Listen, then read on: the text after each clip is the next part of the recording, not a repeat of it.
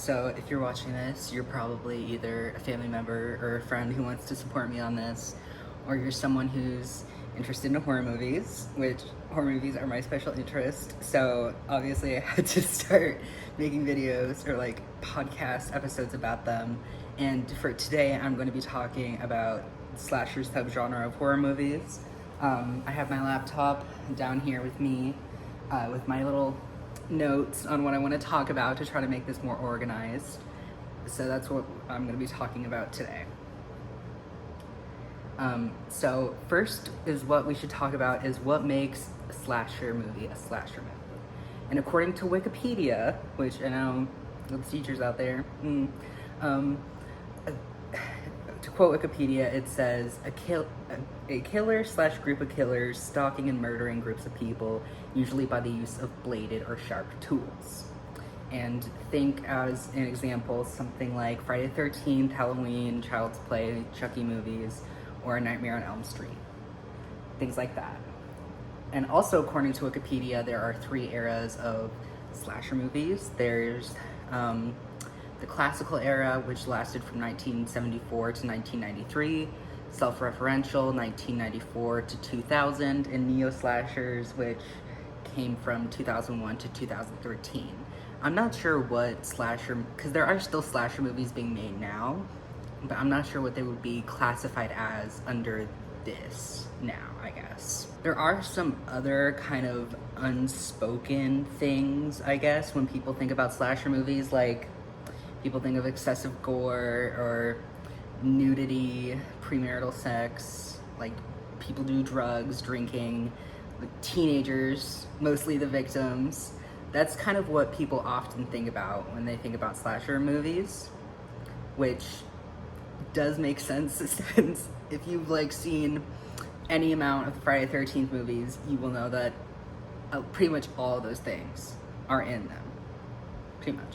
And now I want to get into slasher movies like before they were slashers and then slasher movies into the 70s. So a lot of people cite movies like Psycho, A Bay of Blood, and Peeping Tom as being credited on influences for slasher movies. I have seen Psycho and A Bay of Blood. I haven't seen Peeping Tom yet, but based on like the description of it, I kind of guess how that could be an influence on slasher movies. Also, according to Wikipedia, again, critics cite the Italian Gallio films and psychological horror films as being influences for slasher films too. And Gallio is basically an Italian subgenre of horror movies that are more kind of dramatic, kind of soap opera-y, that are more so following killers who like kill women. I think two examples that I've seen are Panico, I think it came out in 1969, and then also Black Blood and Lace. Those are two Italian films that I think capture that pretty well. I wouldn't consider Dario Argento's work to be influences on slashers, since most of them came out after slasher films were already a thing, but that doesn't mean I don't love his work. Suspiria is one of my top favorite movies ever of all time. But moving into the 70s, I think, in my opinion, the very first slasher movie was Texas Chainsaw Massacre, and I could be biased in saying that because Texas Chainsaw Massacre is my favorite movie ever of all time. R.I.P. Tobe Hooper, you would have loved Texas Roadhouse. But Texas Chainsaw Massacre, I think, was the first slasher film, in my opinion. Some people debate on it, whether it's like A Bay of Blood, Texas Chainsaw Massacre, or another slasher film, Black Christmas. And I will say that Texas Chainsaw Massacre narrowly beat Black Christmas by being the first slasher film. They both came out in 1974, but Black Christmas came out, I think it was November, December 1974, and Texas Chainsaw Massacre came out in August 1974. Also, I will be talking so much about Texas Chainsaw Massacre. It is going to be continually brought up in this video, just letting you know now. But firstly, slasher films that are kind of notable in the 70s: Texas Chainsaw Massacre, Black Christmas, and Halloween, which is the one with Michael Myers. And when we see these first three kind of slasher films, like at least with Texas Chainsaw Massacre and Black Christmas, they aren't exactly very gory. They are disturbing. They are disturbing films. I'm not trying to discredit that. Like, watching them is kind of hard when it comes to certain scenes, but they're not exactly gory by today's standards, where it's like these, like, compared to movies like Saw movies or Terrifier movies, these movies are pretty tame when it comes to their gore. There's also not exactly, I don't think there's any nudity in either of those movies. There's also not like there is kind of premarital sex in Black Christmas. There's also drinking.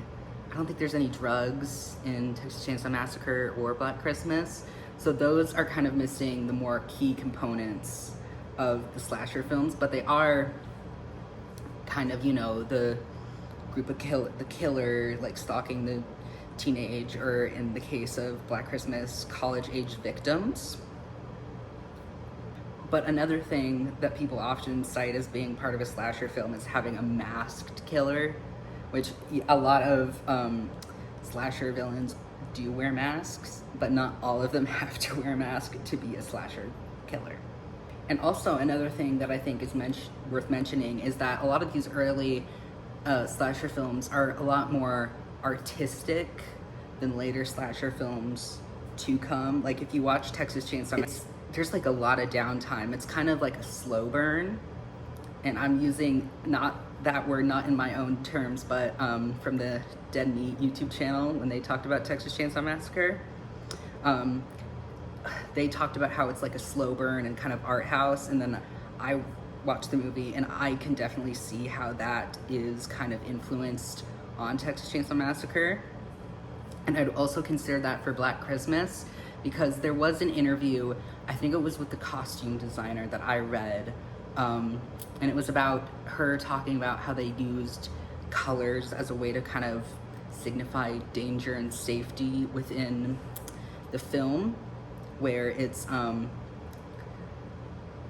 where yellow is more of like a safe color. So there's, when they're going to be in safety, are going to wear more things like yellow, where characters who are in danger are going to wear the color like red, which you do see present in the film if you do watch it. Another thing I forgot to mention about slasher movies is the trope of the final girl, which is pretty self-explanatory. It's everybody else is dead and there's the last girl standing that the killer's going after, but she survives and she usually defeats the killer. And this is kind of another staple in slasher films. Now I'm going to talk about some of the most notable slasher films that were made. The 80s created movies like Friday the 13th, Child's Play, which I think I mentioned before is like Chucky movies, Nightmare on Elm Street, My Bloody Valentine, etc. Those I think are the most well-known or like notable ones. There's probably a couple I'm missing, but I think that a lot of people, when they think slasher movie, they think, yeah, it's like Jason Voorhees like killing some teenagers for smoking weed at Camp Crystal Lake or something. Child's Play, I do think that I've only seen the first movie, and I would consider the first movie to be a slasher. I'm not sure about all the other ones. I mean, I have seen Bride of Chucky 2. I'm not sure I would consider those slasher films too. I feel like they would be more considered comedy, like the later ones to come on. But the first one is definitely a slasher. And then Scream, which is another really big slasher movie, came out in the 90s, which I think is the start of the self-referential slasher films, because A Nightmare on Elm Street and Scream were made by the same director, Wes Craven. I'm not sure if both were written by him, but I know both were directed by him.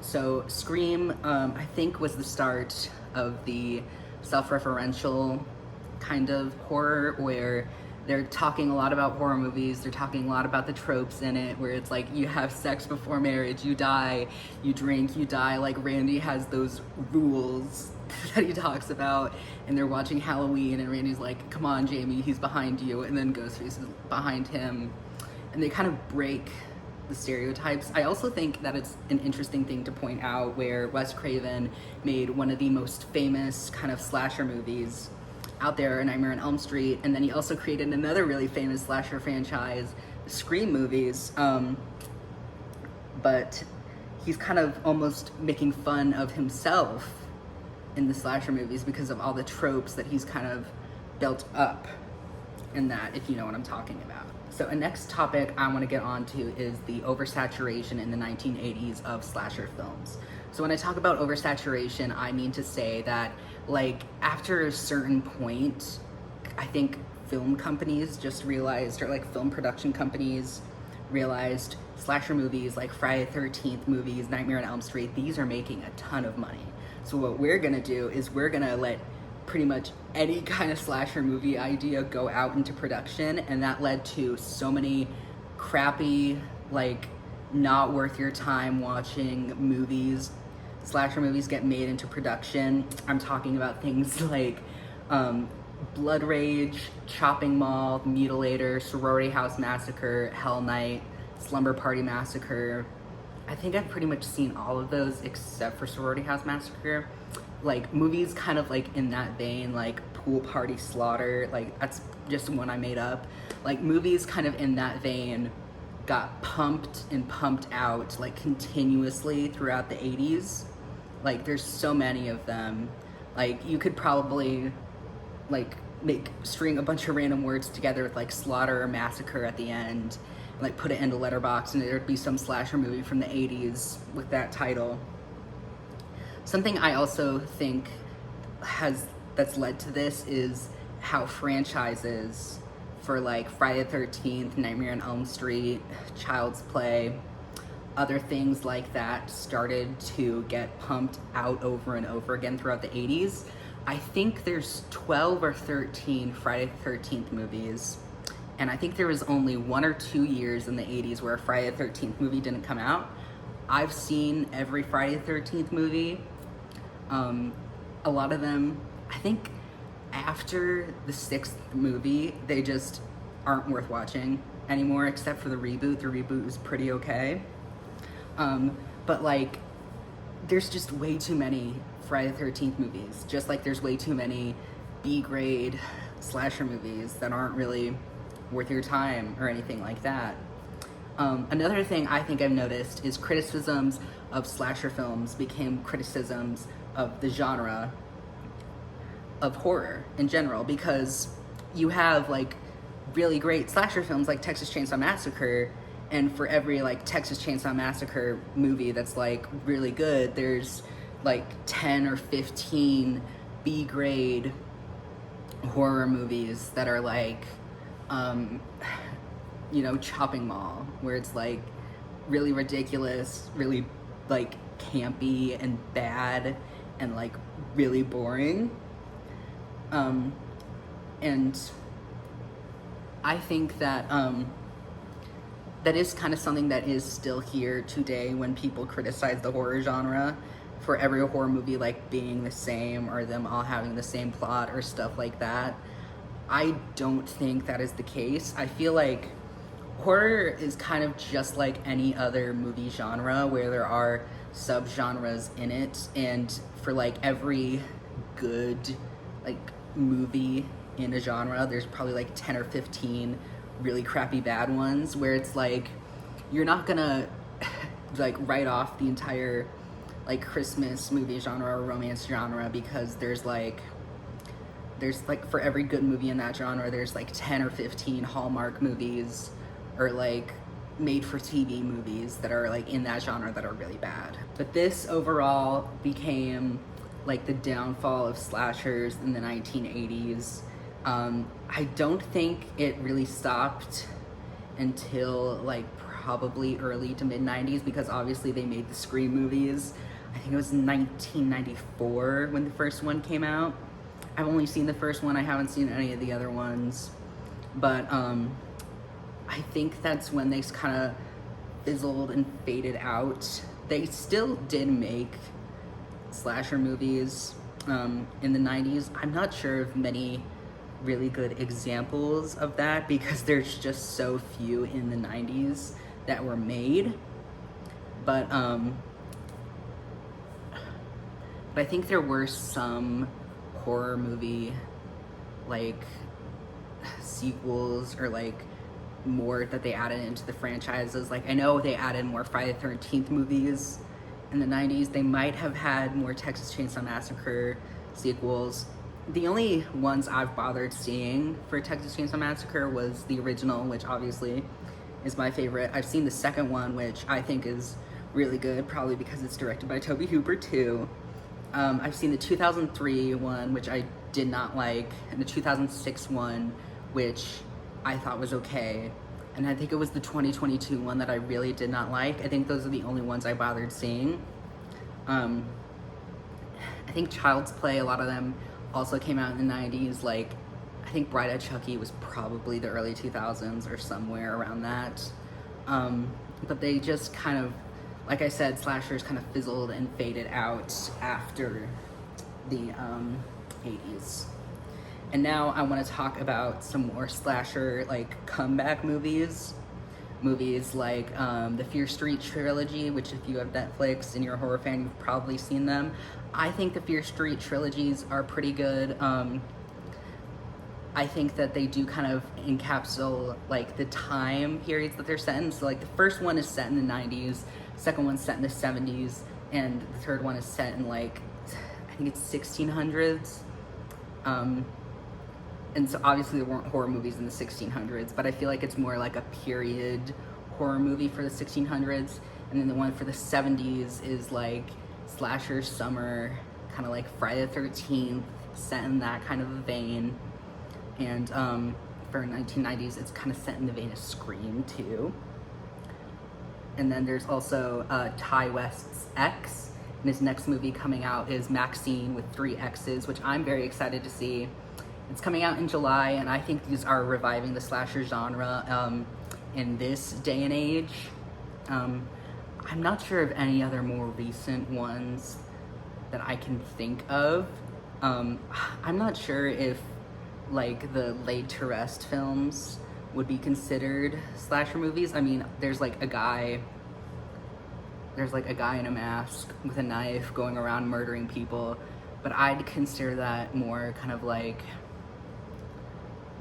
I'm not sure how to say it in like a advertiser friendly way, but it's more kind of like you watch it for the gore, you watch it for people to be tortured, which I think is kind of in the same vein as movies like Saw or like Terrifier. Like you don't watch the movie for its artistic merit, you watch it for someone to like get put in a reverse bear trap or something.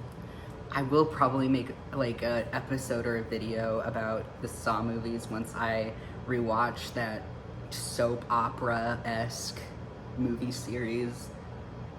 Really, if you have seen the Saw movies, you know how much the Saw movies love to go back in the past and reference themselves and do all this soap opera crap. And it's so funny for the type of horror movie that it is. But I think that's pretty much everything I wanted to touch on for this. I am going to be making more videos about horror movies in this kind of a vein. I just wanted to start with slasher films because slasher films, I think, is what kind of first got me into the horror genre in general.